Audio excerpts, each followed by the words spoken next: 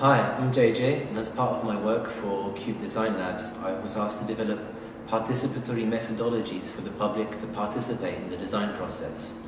So, the Cube design process is a pretty stripped back, simplified version. It has ask, imagine, and create.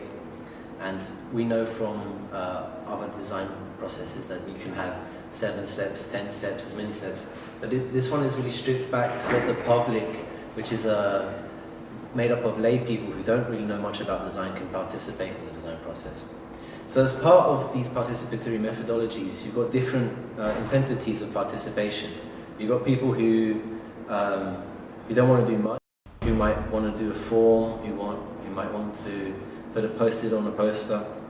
And then you've got people who want to participate in a more intense way. And for those people, I've developed a series of workshops. So this first workshop is focused on the open call for Think Shit, which is about toilet futures and sanitation futures exhibition upstairs in the main museum.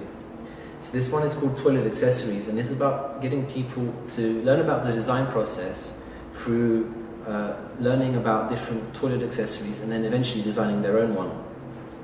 So the first thing we do in this workshop is I get them to look through and learn about current toilet accessories. So these are real objects from Dutch culture, but also from around the world. And this gets them to ask, to learn about different cultures and different actual sanitation habits. So these set of cards represent real or already existing toilet accessories from around the world. So, for example, we all know this card. Everyone in the Western world will know what this is used for.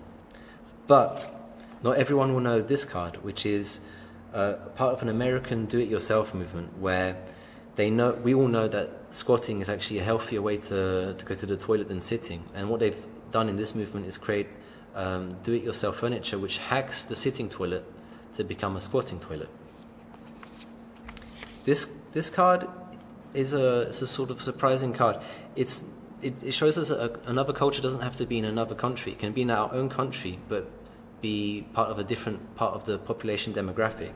So a 20 to 40-year-old will not usually think of this as a toilet accessory, but this is a real toilet accessory for another group of people. This is, for most Dutch people, instantly recognizable as a tear calendar. So you tear each day a new page of the calendar and you'll get a new quote that will inspire you or something like that. But it's not very common in other parts of the world to have one of these. These shoes are Japanese slippers. So in a Japanese house, you will take your shoes off before you come in. But for the bathroom, they have shared common slippers so that they can put something on their feet when they go to the bathroom.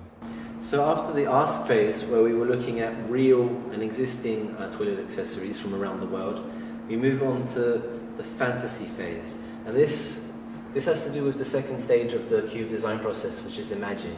So in this one, we need to break free. We need to use our imagination to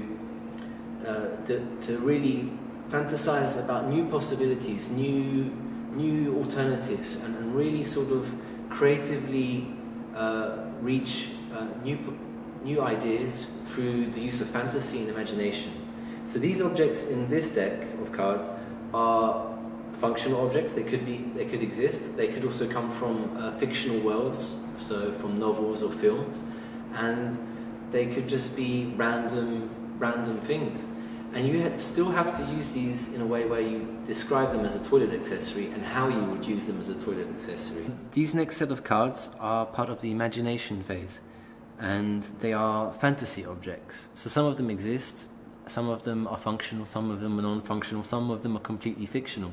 But the point is that you would have to describe them as if you used them in your daily toilet habit as a toilet accessory. So the first one, to give you an example, would be, let's say, a space station. How could this be part of your daily toilet accessory?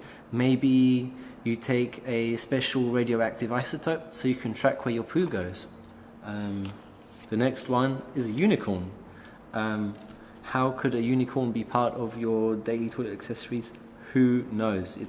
You need to be really creative to figure out that one. But we also have a Hoover. So how could a vacuum cleaner, maybe it's a self-cleaning toilet. Maybe it sucks the poo right out of you. Then we have a Buddha. So a lot of people say the toilet's pretty peaceful. Maybe your toilet ritual could be part of a meditation practice. The next one is a fish. Fish is really popular actually in the workshops, and we get a lot of people suggesting that maybe the fish can clean you. The final stage of the cube design process is called create, and at this stage you have to come to an end result. So for this workshop, the public has to combine the existing object and the fantasy object together to create a new solution. So for these two cards, we have a brush and we have a space station. And the challenge would then be to use these forms to sketch and describe as a team or in a pair how they could be combined into a new toilet accessory.